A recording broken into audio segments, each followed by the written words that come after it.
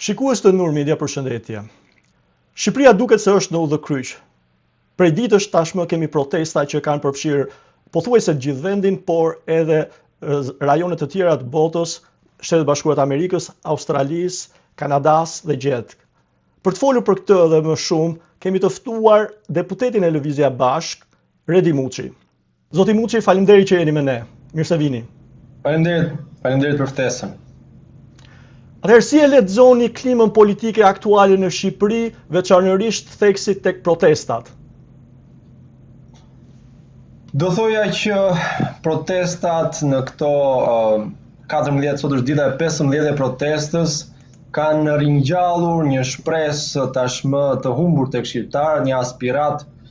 për një model tjetër të politikës, të shoqërisë, të marrëdhënieve sociale. Dhe është kjo aspiratë e cila dëshmohet edhe nga thirrjet e protestuesve në shesh, për shembull thirrja Shqipëri e Re, thirrja Rama në Burg, Berisha në Burg, që ka përmbledh në një farë mënyre të gjitha të perceptimin e një keqqeverisjeje 35 vjeçare, jo thjesht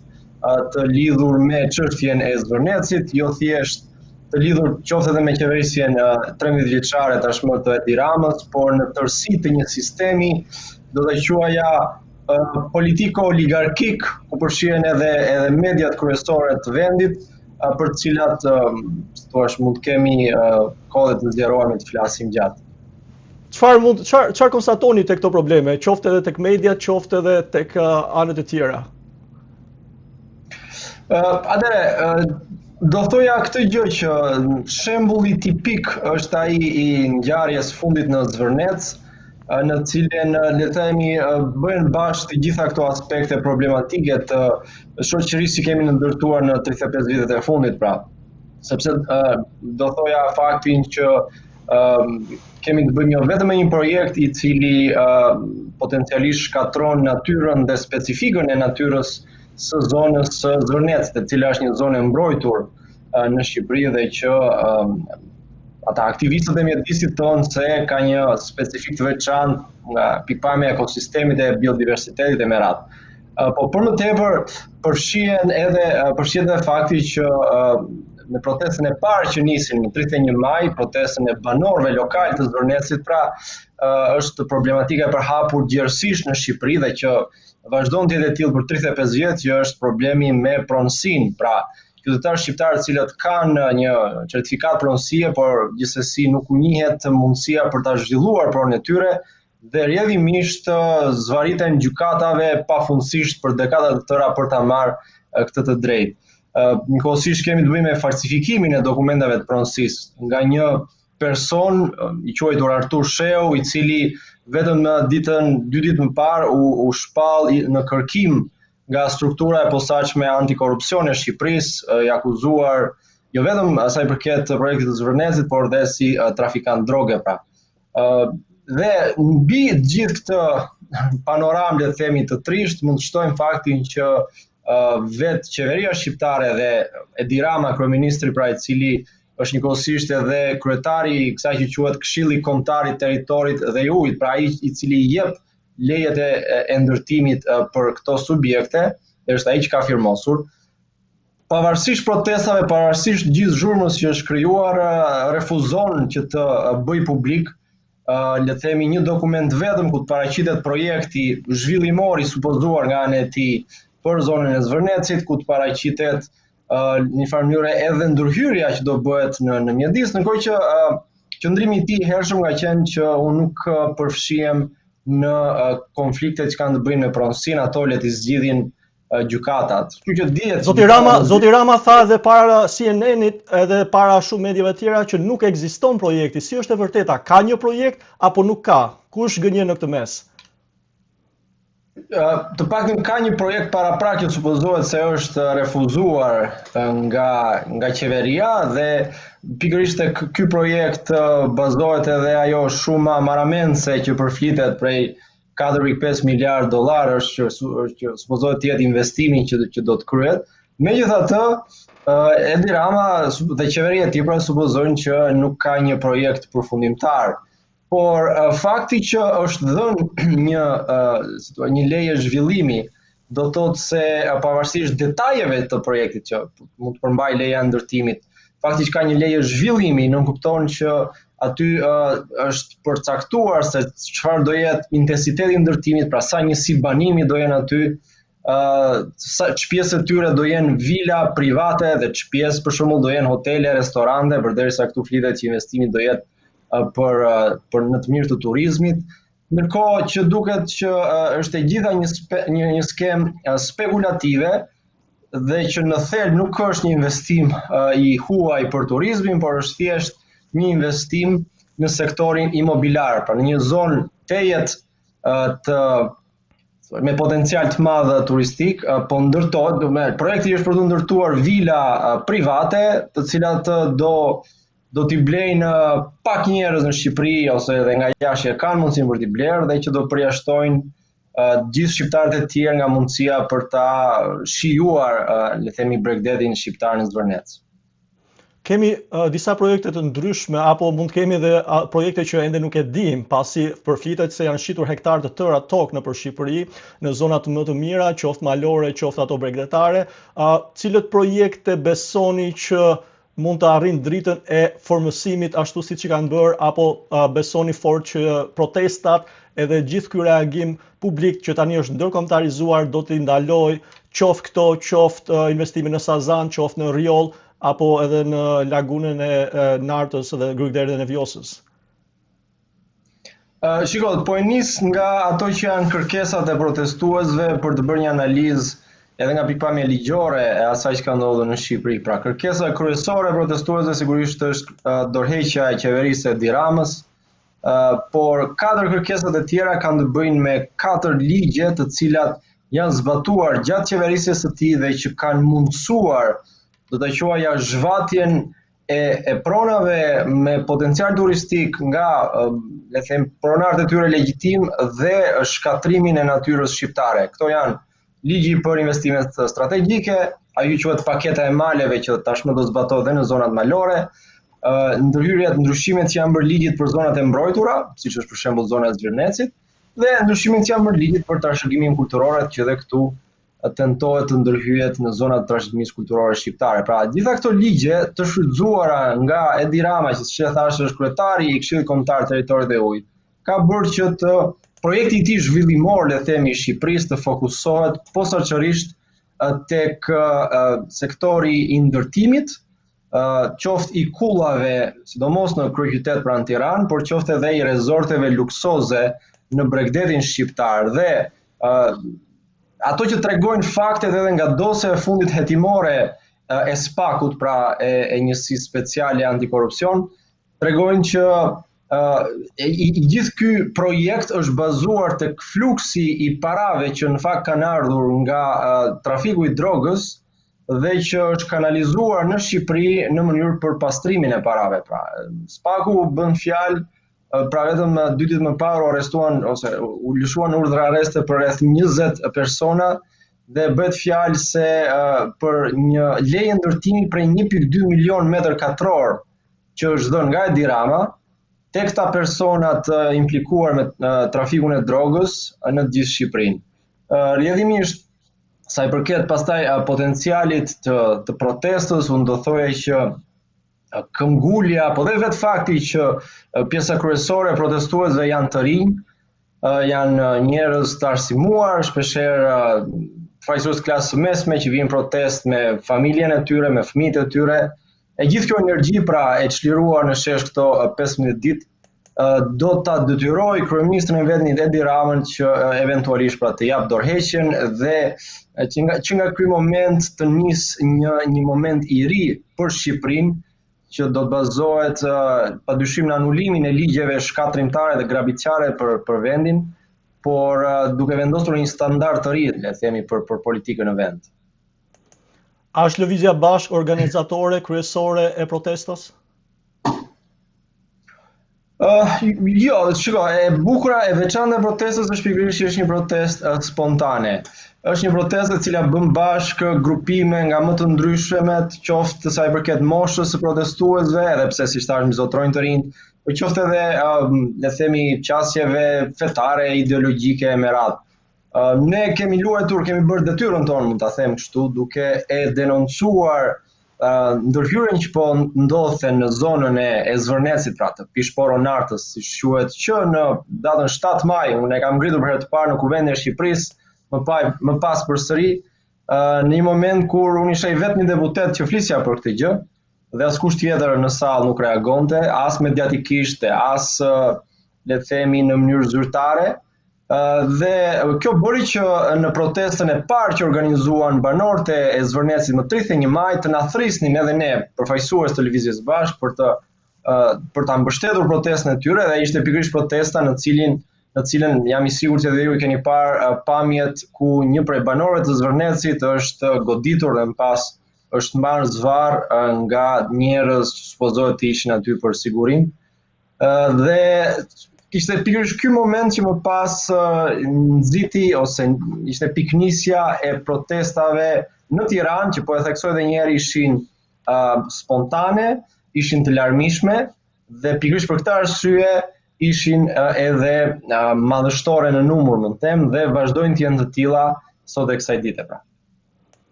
Ju e përmendët larmin e pjesëmarrësve në protestë, qoftë nga mosha, qoftë nga pikpamjet ideologjike, fetare, kryesisht janë të ri që mbizotron dhe kjo shihet nga gjitha pamjet që shpërndahen tashmë përmes mediave sociale në kohë reale në gjithë botën. Si do të përcaktohet e ardhmja politike e vendit kur kemi rryma kaq të larmishme pjesë e protestës? Për shembull, aty jeni ju si parti e re, ju jeni deputet i saj, jeni partije së paku e Qendrës së Majt, apo jo? Është zoti Shehaj, partia e Qendrës së Djathtë, po themi partitë jo tradicionale të Majta dhe të djathta përtej PS-s dhe PD-s. Vetëm për t'ju dhënë dy shembuj partive, pastaj mund të ketë rryma të tjera, mund të ketë ideologji të tjera që nga ideologjitë e lirisë seksuale, po themi, deri në ata më tradicional që janë kundër kësaj. Si mund të arrihet një bashkim që të krijohet një opozitë e papërçarë për të qenë përballë këtyre dy forcave tradicionale të vjetra, ndaj të cilave janë edhe thirrjet kryesore, qoftë për dorëheqjen e Ramës apo dhe largimin e Berishës, madje ka që shkojnë dhe mëtej që kërkojnë dhe burg për të dy.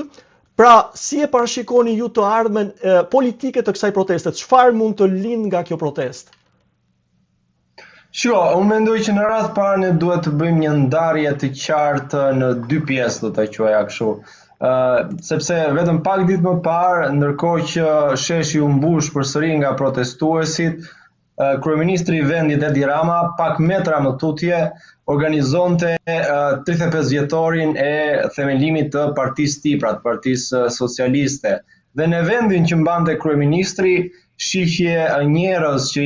ishin në masë të madhe punonjës të administratës publike,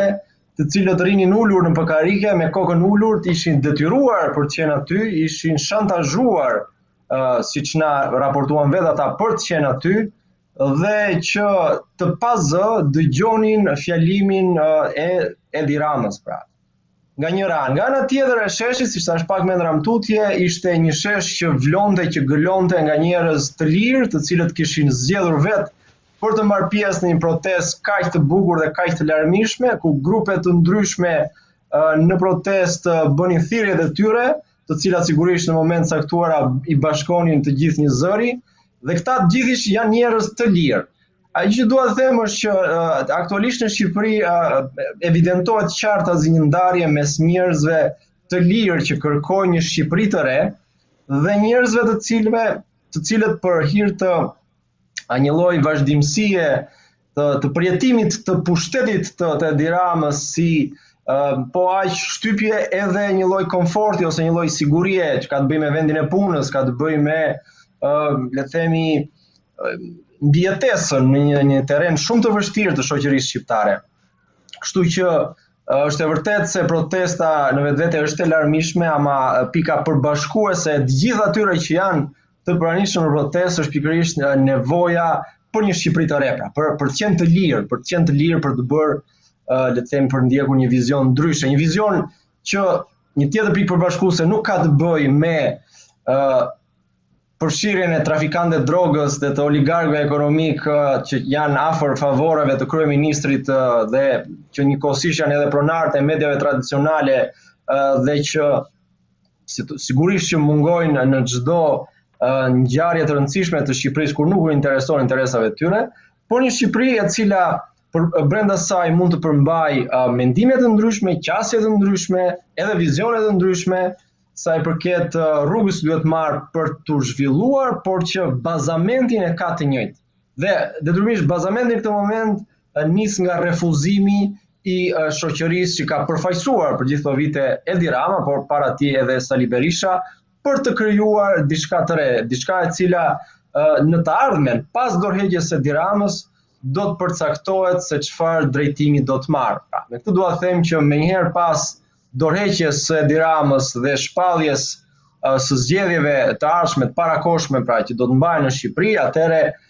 çdo shqiptar do ketë mundësinë që të votojë, që të bëjë zgjedhjen e vet, për t'i dhënë dhe për t'i shprehur besimin e vet. Pra, unë shpresoj shumë një subjekti si Lëvizja Bashkë, pra, megjithatë ka vend për qasje ndryshme, për vizione ndryshme, veç se bazamenti është ky që na përbashkon të gjithëve. Duke qenë se ju jeni i vetmi deputet në kuvend i Lëvizjes Bashkë dhe një eksponent i lartë i kësaj lëvizje, cila është qasja juaj si parti për të bashkëpunuar për shembull me një parti të një kahu komplet tjetër që është Partia e Zotit Shehi Mundësia apo një parti e re që mund të lindë nga kjo protestë? Pra, ju pikërisht çfarë do bëni nëse do të jeni nesër në një fushatë elektorale apo përpara mundësisë së një koalicioni pasgjedhor? Për shembull, do të bashkëpunonit me Zotin Shehi pavarësisht se përfaqësoni dy kaha të ndryshme të politikës shqiptare? Ajo që është e rëndësishme në qëndrimin dhe në vetë arsyen pse ne jemi themeluar si parti politike është që të bëjmë atë çka është e mirë për Shqipërinë. Rrjedhimisht në spektrin politik, siç e përmendët dhe ju, unë jam deputeti i vetëm përfaqësues për momentin i Lëvizjes Bashkë. Megjithatë, unë kam bindjen se në një skenar kur Edi Rama do të jepte dorëheqjen dhe do të mbaheshin zgjedhjet parakohshme, Lëvizja Bashkë do ta shumëfishonte rezultatin e vet për shkak të mbështetjes që ka fituar edhe gjatë këtyre ditëve të protestës në parlamentin shqiptar. Thënë kjo në një kontekst kur më pas do duhej të bëj një lloj kalkulimi politik, po e përsëris edhe një herë, ne do bënim atë që është më e mira për Shqipërinë. Unë besoj fort se në rezultati i zgjedhjeve të parakohshme që do mbaheshin pas dorëheqjes së Edi Ramës do ta rikonfiguronte spektrin politik shqiptar në të tillë mënyrë që Partia Socialiste bashkë me Partinë Demokratike, pra ata që përfaqësojnë të vjetrën të dyja së bashku, unë besoj se nuk do ja dinin ban që të plotësonin numrin e mjaftueshëm të deputetëve për të qeverisur vendin. Pra të dy bashkë do merrnin 71 mandate. Në një kontekst të tillë, nëse do ishte domosdoshme për të mirën e Shqipërisë, për ta tejkaluar pra sistemin e vjetër, për të menduar themelimin e një Shqipërie të re, sigurisht Lëvizja Bashkë është aty për të ndërmarrë këto hapa dhe për të qenë një faktor që le të themi bën këtë kapërcimin e kësaj faze 35 vjeçare që deri në këtë moment ka marrë emrin tranzicion. Dhe për ta bërë këtë kapërcim, sigurisht nuk do na pengojnë ndasitë ideologjike ose një qasje, por ajo që është e mirë për Shqipërinë, ajo që kërkojnë gjithë protestuesit, pra themelimin e një Shqipërie të re, kjo është detyra, besoj unë, e çdo subjekti politik i cili është i papërlyer me të shkuarën 35 vjeçare të vendit. Duke parë një lloj autoritarizmi që ka vendosur zoti Rama qoftë në administrat, qoftë në Partinë Socialiste gjatë këtyre 20 e ca viteve që është në krye të saj, me një dorëheqje të tij, mbase edhe tërheqje edhe nga partia, nga forcat e tij politike, por edhe nëse do të kandidonte sërish në këto zgjedhje të reja. A mendoni që Lëvizja Bashkë, gjykuar këtu edhe për popularitetin që ka fituar nga këto protesta, siç e përmendet ju,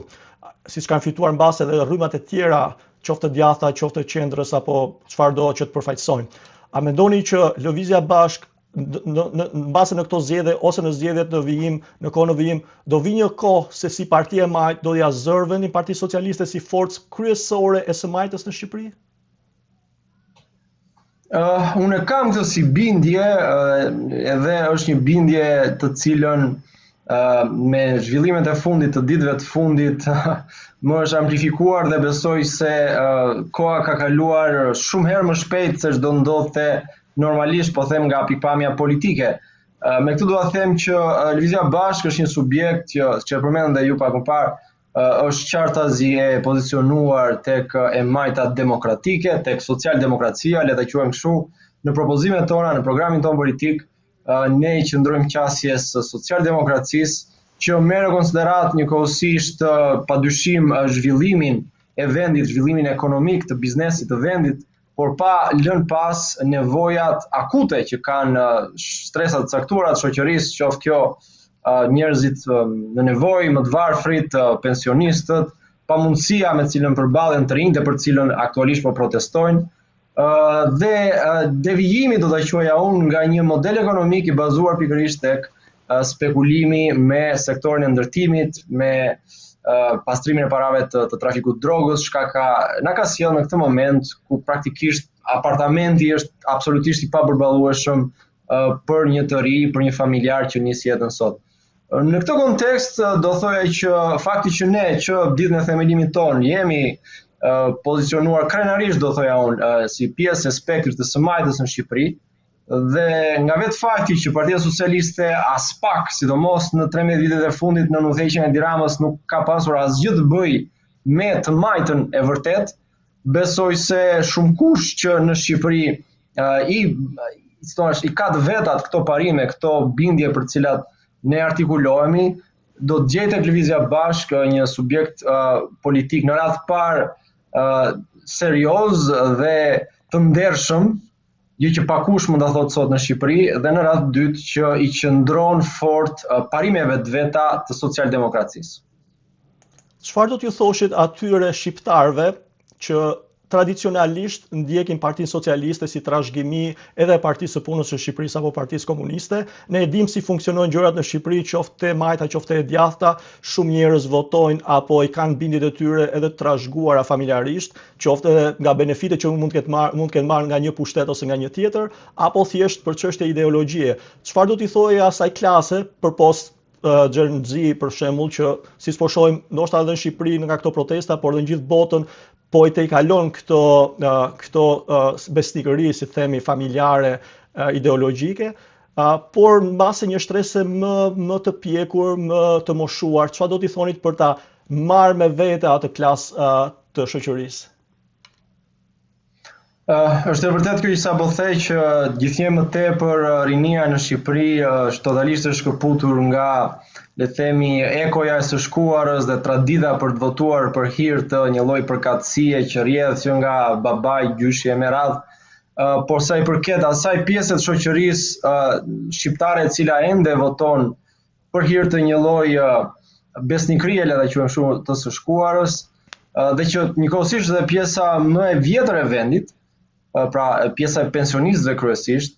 është pikërisht kjo stres me të cilën Lëvizja Bashkë në 2 vitet e shkuara është angazhuar, pra jemi ne të cilët e kemi ngritur në vitin 2025,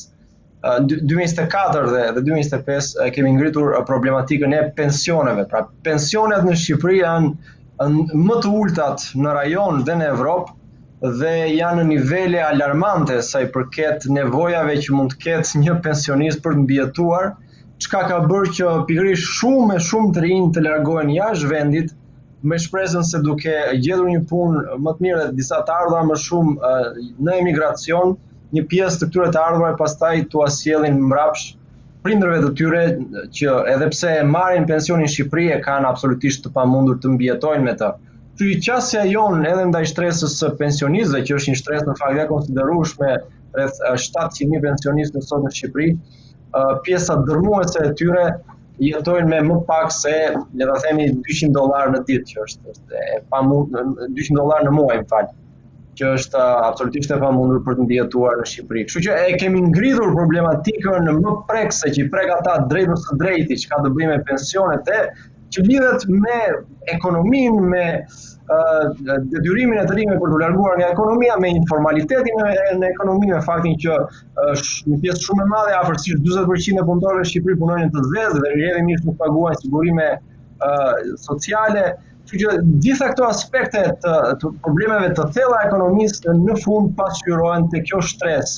e popullsisë, që është një shtresë vulnerabël, po që ende ka një eko, le të themi, nga e shkuara historike. Duke rikthyer në realitet, u kemi ofruar, le të themi, mundësinë për të dalë nga kjo situatë që ndodhem pikërisht përmes propozimit të ligjit për minimumin jetik, siç quhet, pra përcaktimin e një minimumi jetese bazë që duhet ta sigurojë shteti shqiptar, që në mënyrë që çdo kush në Shqipëri të mund të jetojë një jetë minimalisht dinjitoze. Kështu që në këtë aspekt besoj se kemi bërë një punë të mirë me këtë pjesë të shoqërisë dhe sigurisht që është një ndër prioritetet tona dhe vazhdojmë të punojmë edhe me ta. Ndalmi shkurtimisht tek një pikë që këtu në Shtetet Bashkuara të Amerikës ku ndodhem, i themi elefanti në dhomë. Pra është gjëja që duhet flasim, që në fakt mbase nuk flasin shumë, por që duhet adresuar dhe duhet sqaruar për ndjekësit. Ju jeni akuzuar vazhdimisht, sidomos nga ana e djathtë e spektrit politik në Shqipëri, si lëvizje marksiste. Ua kanë bërë vazhdimisht këtë gjë, ua kanë bërë këtë pyetje në studio televizive, qoftë ju, qoftë zoti Qori. Së fundmi kemi parë që edhe në parlament, edhe në mjedise tjera publike, ua kanë bërë këtë akuzë edhe e Majta, Partia Socialiste, që në fakt, siç e keni thënë edhe ju, përfaqësues të partisë suaj, është pak ironike sepse është një parti që rrjedh është vazhdimësia e saj Partisë Komuniste. Por për shikuesit tanë dhe të gjithë, mund ta thoni një herë mirë me një fjali të vetme, mund t'i përgjigjeni një herë mirë me një fjali të vetme për ta sqaruar edhe veten tuaj, edhe gjithë ndjekësit tuaj. A është Lëvizja Bashk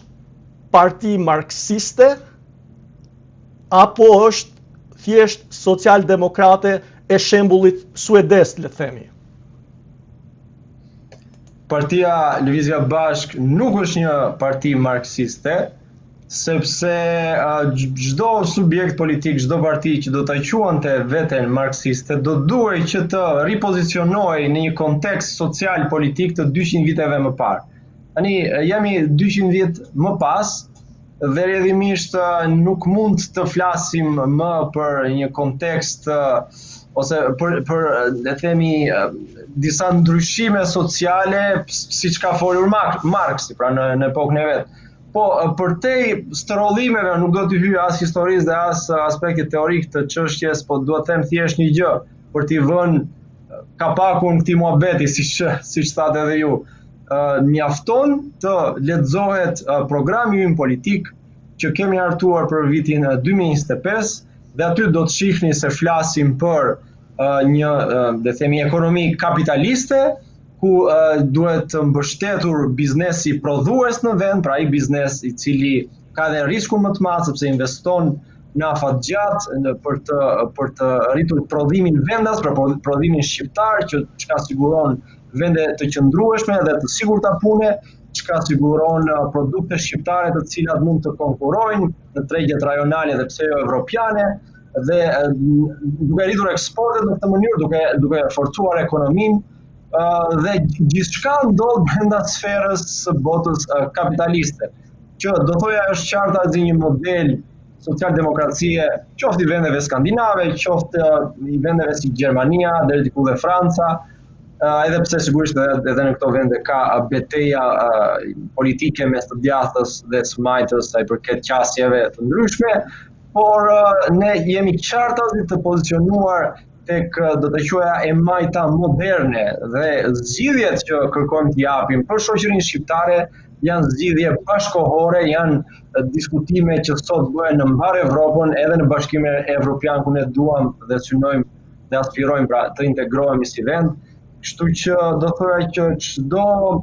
etiketim që na bëhet, qoftë si komunist apo si marksist apo nuk e di se çfarë,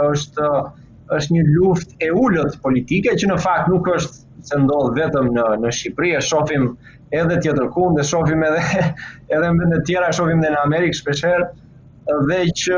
ka për synim thjesht të delegitimoj kundërshtarin duke e përballtur dhe njëkohësisht duke mënjanuar një diskurs dhe një debat përmbajtësor që ka të bëjë me propozimet reale programore